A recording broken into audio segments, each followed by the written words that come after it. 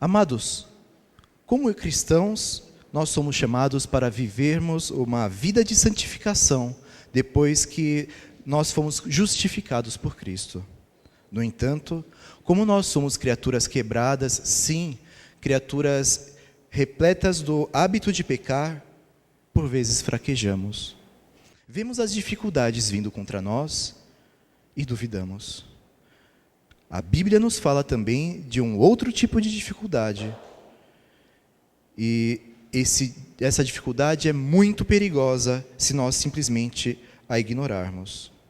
Por outro lado, as Escrituras também testemunham de que Deus é bom e que Ele é quem nos fortalece e capacita para que resistamos o dia mau e assim que permaneçamos inabaláveis. Irmãos, nosso amado pastor Cole utilizou uma ilustração, não faz muito tempo, com relação a um livro do autor C.S. Lewis, The Screwtape Letters, ou em português, Cartas de um Diabo a seu Aprendiz. Neste livro, C.S. Lewis traçou a sua narrativa como sendo uma troca de cartas entre o diabo experiente, Fitafuso, em português, e o seu sobrinho, o jovem Verme Billy, onde este primeiro, o Fitafuso, descreve as sutilezas e técnicas para tentar o ser humano. E o objetivo, ele aconselhava, jamais era a perversidade, muito pelo contrário. O objetivo deles era a indiferença. O demônio aconselha o seu sobrinho a manter o alvo das tentações, o paciente, confortável a qualquer custo. E se por um acaso ele começasse a se preocupar com algum assunto muito importante, que fosse encorajado a pensar sobre os seus planos para o almoço. E que não se preocupasse, afinal de contas, assuntos preocupantes causam indigestão. Então, ele faz a seguinte descrição de suas funções. Eu, o diabo, vou sempre providenciar para que hajam pessoas ruins. A sua tarefa, meu caro Verme Billy, é me fornecer pessoas que não se importam. Irmãos, o nosso texto se encontra no final da Epístola de Paulo aos Efésios. E esse texto nosso, Efésios 6, 10 a 20, resume todos os temas que se encontram na Epístola. Então, podemos dizer que é o seu clímax, o seu ponto alto. Então, nas partes anteriores, Paulo havia escrito que a salvação, por um lado, era produto exclusivo da graça soberana de Deus. Por outro lado, ela também é a recompensa pelo esforço humano. Recompensa prometida por Deus. Mas tem um porém. Paulo escreve e deixa bem claro todo o tempo em Efésios que isto se dá do início ao fim por obra exclusiva da graça soberana de Deus, da graça de Deus. E estes dois elementos, graça de Deus e responsabilidade humana, se encontram muito belamente unidos no texto que nós meditaremos hoje. O homem, como lemos, é chamado para que se revista com a armadura completa. Assim, ele quem deve colocar essa armadura, cada uma das peças da armadura em si. Por outro lado, esse armamento é chamado de toda a armadura de Deus, de modo que fica bem evidente que é Deus quem forja essa armadura, que é Deus quem faz essa armadura, que é Deus quem nos dá essa armadura. Assim, irmãos, de modo algum, o homem pode empregar esse armamento de maneira efetiva, a não ser que ele seja revestido do poder de Deus. E este é o nosso ponto 1. O poder de Deus é que nos fortalece. Irmãos, o poder de Deus é um tema presente em todas as partes dessa epístola. Paulo se refere ao poder de Deus em sua exortação, logo no comecinho, no 1º capítulo, versículo 19. No 3º capítulo, ele também coloca o poder de Deus como o conteúdo da oração dos membros da igreja. Vamos ler rapidinho Efésios 1:19. E qual a suprema grandeza do seu poder para com os que cremos, segundo a eficácia da força do seu poder. E demonstrando Efésios 3:16. Por favor. para que, segundo a riqueza da sua glória, vos conceda que sejais fortalecidos com poder mediante o seu Espírito no homem interior. Então vejam, irmãos, como o poder de Deus está presente em toda a epístola. E em Paulo também esse é um tema recorrente. Em Romanos 4, versículo 20, Paulo cita Abraão como exemplo de alguém que foi fortalecido na fé. Vamos ver? Não duvidou por incredulidade da promessa de Deus, mas pela fé se fortaleceu, dando glória a Deus. Em 1 Coríntios 16, 13 também, a convocação aparecendo do lado de outras coisas.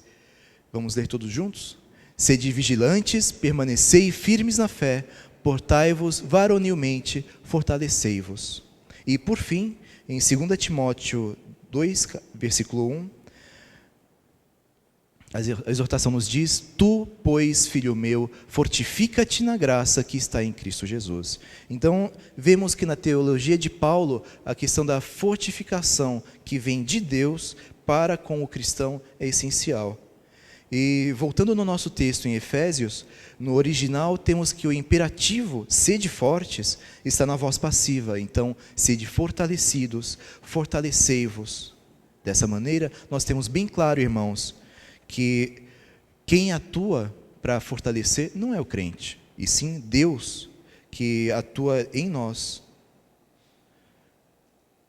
Pelo contrário, Deus que coloca a sua força em nós, assim como o pai que ajuda o filho a realmente, por exemplo, quando um pai está ensinando o filho a usar um arco e flecha, ele coloca a sua força para ajudar o seu filho. Vamos voltar nessa ilustração daqui a pouco. Saibamos apenas, irmãos, que o poder de Deus que realiza todas as coisas, e na força do seu poder, Ele levanta Jesus Cristo dos mortos e nos levanta também dos mortos para que vivamos com Jesus na restauração da cruz.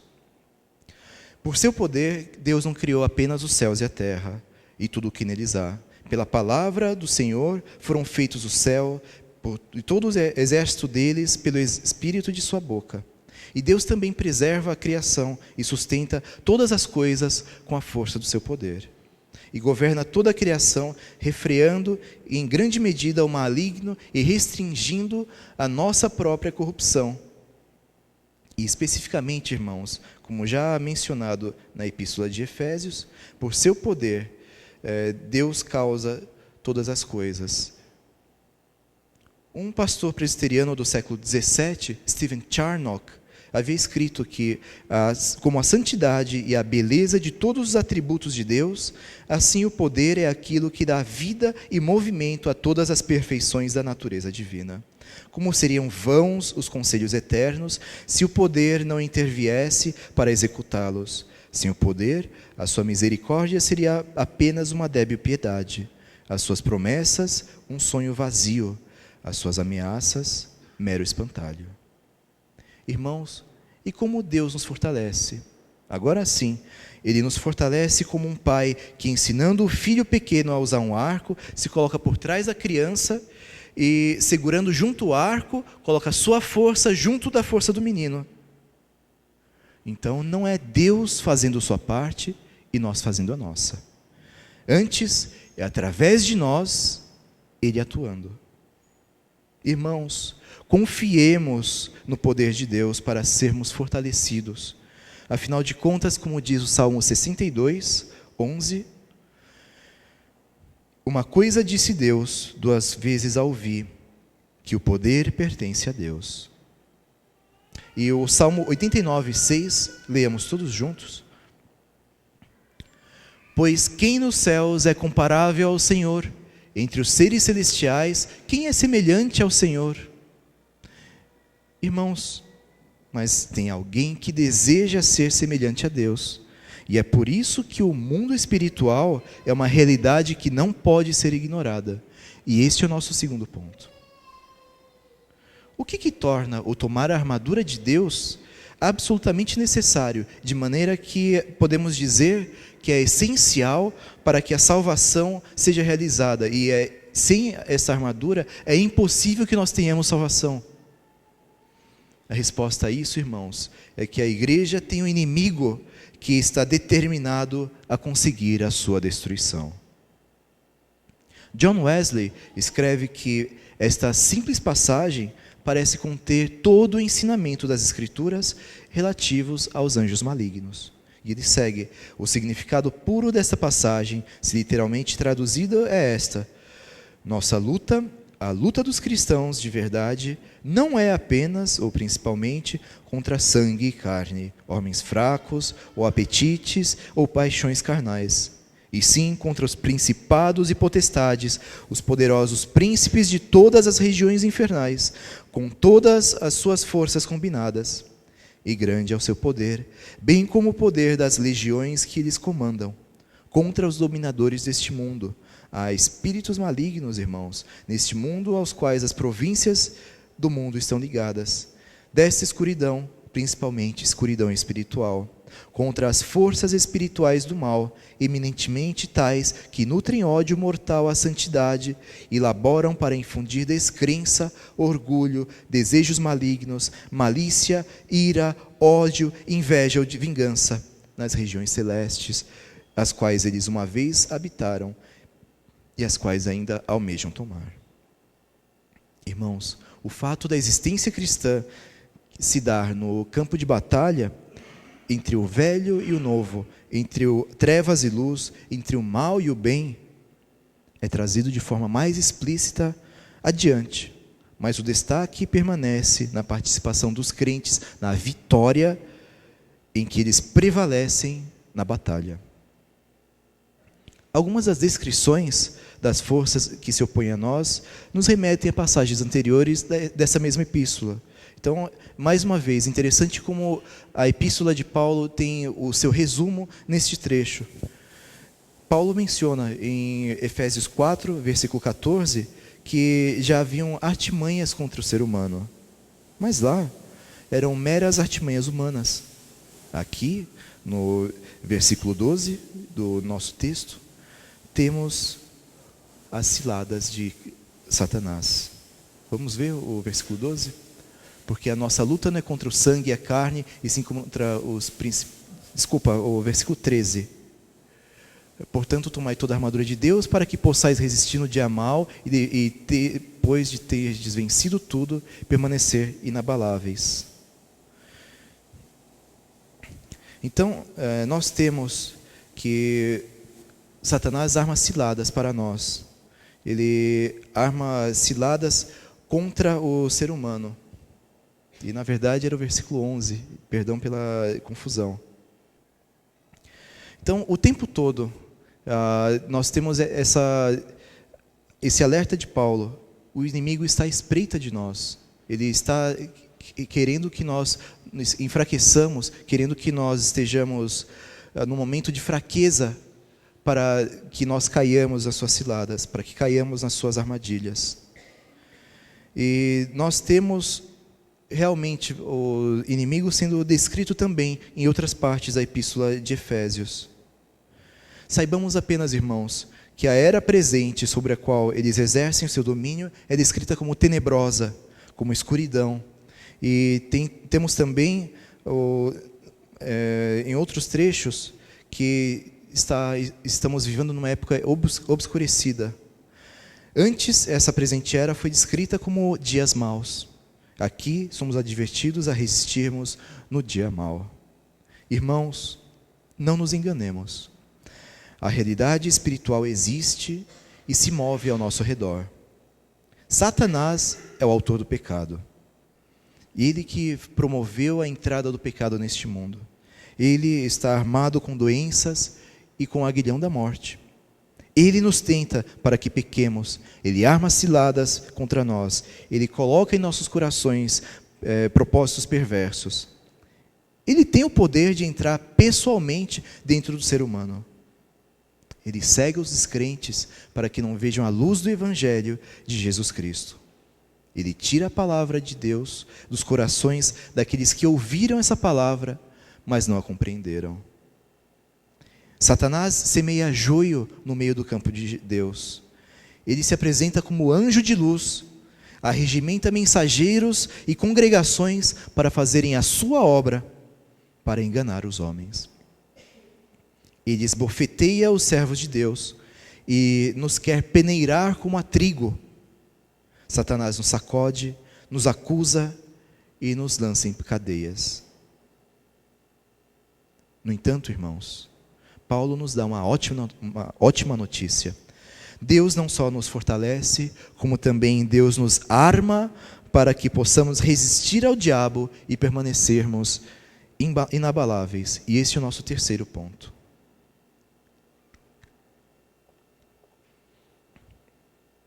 Assim, irmãos, Deus nos arma para que possamos resistir no dia mau, isto é, no dia da provação severa, quando os Satanás e seus anjos malignos nos atacam de maneira incessante, nos momentos críticos de nossa vida. Especialmente porque não sabemos quando que vai acontecer tal situação, a Bíblia nos alerta de maneira bem clara: vigiai sempre. No entanto, irmãos, essa imagem que Paulo apresenta não coloca nós cristãos confortavelmente protegidos dentro de uma fortaleza, apenas aguardando os ataques de Satanás. Não, muito pelo contrário. Paulo descreve o cristão como alguém que está no campo de batalha, rumando para a luta.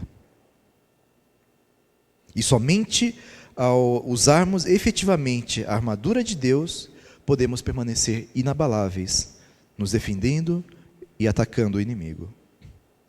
O teólogo reformado William Hendrickson escreveu que pode ser dito como algo banal, mas é uma verdade inegável que a melhor defesa é o ataque.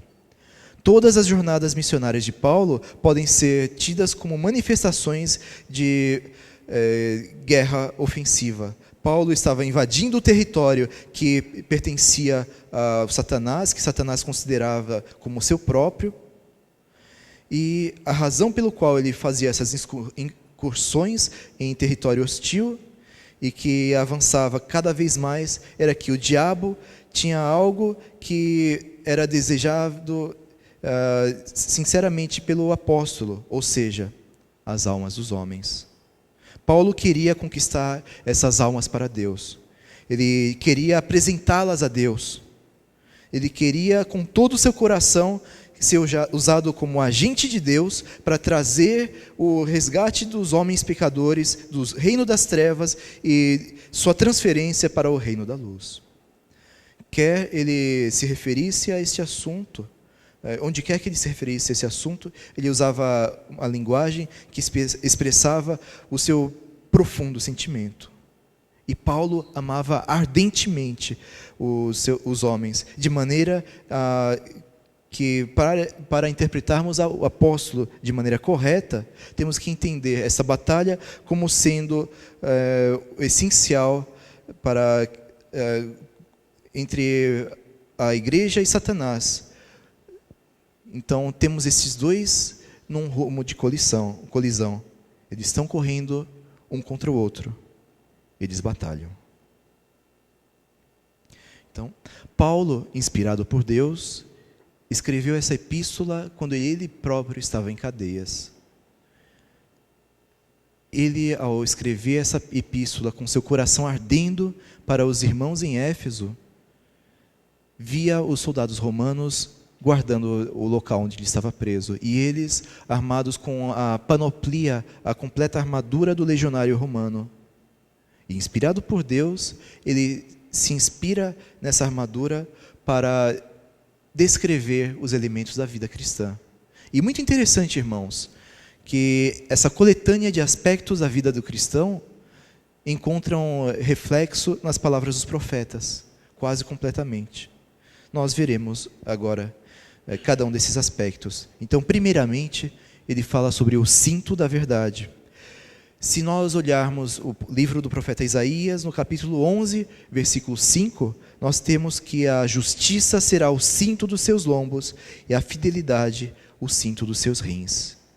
Satanás, irmãos, é mentiroso, mas o fiel que está envolto, que tem a verdade ao redor de si, que tem a verdade presa muito firmemente em si, certamente o derrotará.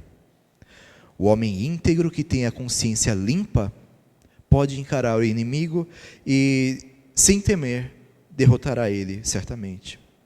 Uma vez que a mentira, por outro lado, toma a vida do cristão, tudo cai por terra. Lembremos, irmãos, do exemplo do rei Davi e do pecado que ele cometeu com Batseba.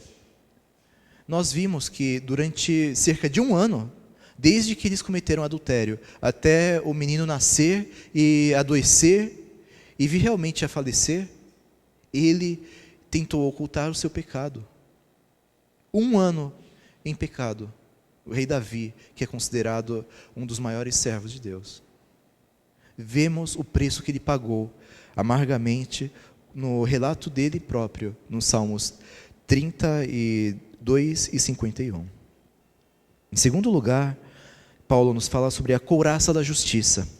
Em Isaías 59, versículo 17, nós temos, todos juntos, vestiu-se de justiça como de uma couraça e pôs o capacete da salvação na cabeça, pôs sobre si a vestidura da vingança e se cobriu de zelo como de um manto.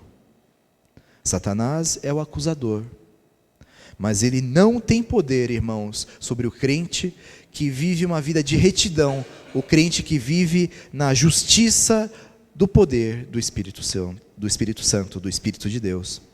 E lembremos sempre, irmãos, que é a justiça de Cristo que nos dá a certeza da salvação.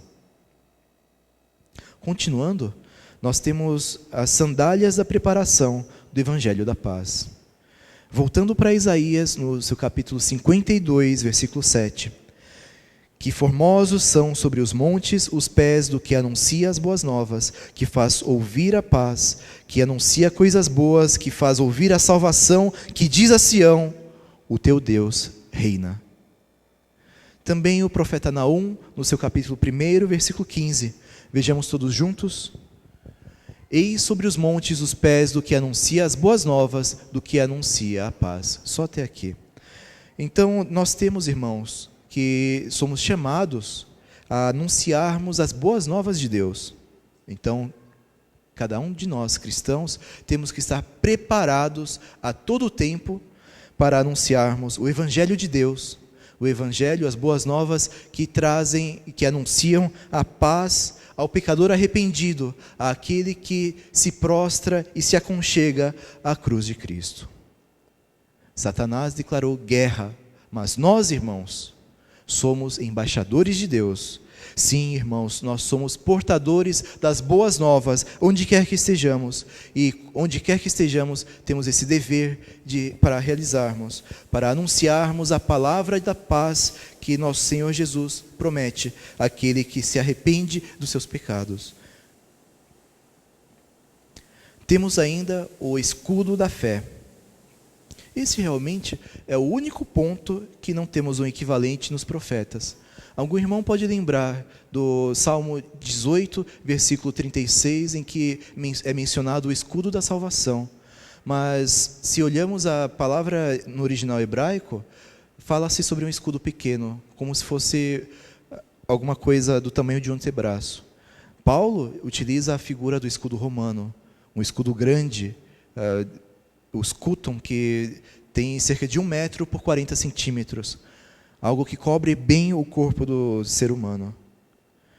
E na palavra que Paulo utiliza, temos essa ligação direta com o scutum romano. E, de acordo com os relatos históricos, ele era coberto também por couro, pele de animais, e antes de cada batalha ele era embebido em água, de maneira que era capaz de resistir a flechas flamejantes. E por isso ele fala para usarmos o escudo da fé para resistirmos às flechas, às setas flamejantes de Satanás. O que mostra também, irmãos, que Satanás é covarde e ataca à distância. Ele não tem coragem de vir adiante de nós. Afinal de contas, estamos revestidos por Deus. Por outro lado, como ele é enganador, ele procura atacar nosso ponto mais fraco, talvez. Ele vem com a sua língua afiada, querendo atacar nossa mente. Temos o texto de Isaías, que já lemos, mas Paulo também menciona em 1 Tessalonicenses 5:8, nós, porém, que somos do dia, sejamos sóbrios, revestindo-nos da couraça da fé, do amor e tomando como capacete a esperança da salvação. Mais uma vez, irmãos, Satanás é enganador. Ele vem com sua língua afiada, vem com suas artimanhas, com sua astúcia, com seus argumentos falaciosos, enganosos, para atacar a nossa mente. Já o capacete, que Paulo se refere, nos remete à mente focada em Deus.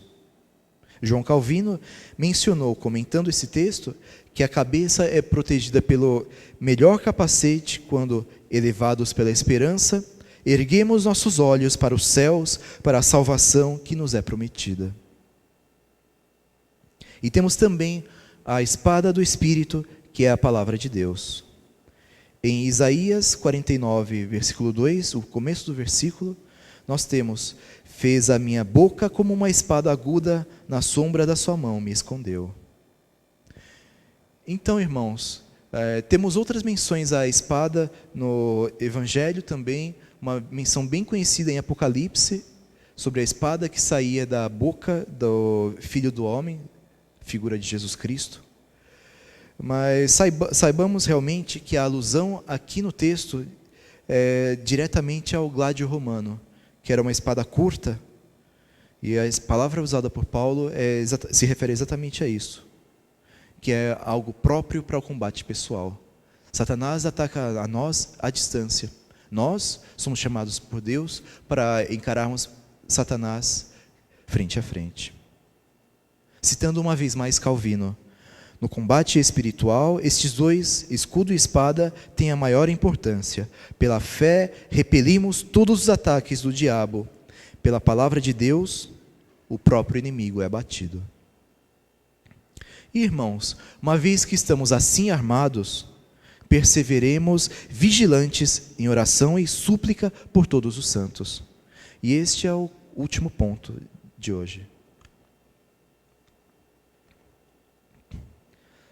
Na ligação constante com Deus pela oração, por meio de Jesus Cristo, nós cristãos somos preparados e aprovados para a luta. Como membros da Igreja de Jesus Cristo, nós não devemos jamais pensar apenas em nós mesmos. Mas, irmãos, sempre dirijamos a nosso foco, nossa atenção à ligação universal que temos uns com os outros, com todos os santos. E a Bíblia nos ensina, irmãos, que a oração deve ser praticada sem cessar. E essa oração acontece no Espírito. Na verdade, ela é viabilizada apenas quando o Espírito de Deus está habitando em nós. E realmente, somente quando reconhecemos o fato de que recebemos esse Espírito, conseguimos orar de maneira adequada a Deus. Por intermédio do Espírito Santo, nós temos condições de invocarmos a Deus como Abba, como Pai. E ao mesmo tempo, irmãos, é o Espírito Santo que intercede por nós junto a Deus, que nos representa pessoalmente diante do trono celestial. Afinal de contas, como a palavra em Romanos 8 nos diz, muitas vezes não conseguimos reconhecer com clareza o objetivo e o conteúdo de nossa oração. A intensidade da convocação de Paulo pode ser medida pela maneira como ele utiliza a palavra todos aqui nesse texto. Com toda a oração, em todo o tempo, com toda a perseverança, por todos os santos. E essa convocação para orar, irmãos, é seguida da exortação à vigilância e na intercessão persistente. E essa combinação de vigiar e orar nos lembra de Jesus Cristo, nosso Senhor, quando estava no jardim do Getsemane, exortando os seus discípulos: vigiai e orai. E nesse contexto, irmãos, que Paulo expõe a sua situação, pedindo a intercessão dos irmãos para que ele mesmo permaneça inabalável na sua tarefa, qual seja de anunciar o Evangelho ousadamente, mesmo dentro de cadeias. Concluindo a palavra de hoje, irmãos, a batalha espiritual é uma realidade. Os riscos de ignorarmos essa realidade são de menosprezarmos os ataques, o papel do diabo e seus anjos caídos na miséria deste mundo e na indiferença que a nossa sociedade atual tem para com relação a Cristo. Então, primeiramente, irmãos, reconheçamos a existência, a atividade, o poder do inimigo e, sabendo disso, que nós estejamos vigilantes, de modo que não demos lugar ao diabo, como Paulo fala para os irmãos em Éfeso, que nós resistamos a ele e que nos revistamos de toda a armadura de Deus para permanecermos inabaláveis. Em segundo lugar, irmãos, a armadura pertence a Deus. Deus nos fortalece, não nós que somos fortes. E Ele é que nos arma para que encaremos a batalha. Tudo o que nos equipa e nos capacita para resistirmos ou atacarmos o inimigo é obra do próprio Cristo. Irmãos, Cristo conquistou todas essas coisas e propiciou a nós como o nosso Senhor crucificado e ressurreto. E unicamente pela confiança exclusiva em Cristo que nós somos preservados dentro dos conflitos. Somente assim o nosso ministério é frutífero, uma vez que apenas a espada do Espírito faz com que estrangeiros, todos nós, sejamos transformados em filhos de Deus. Em terceiro lugar, irmãos, a verdade, a justiça, a paz, a fé, a palavra de Deus e a oração são os meios efetivos pelos quais as dificuldades são superadas.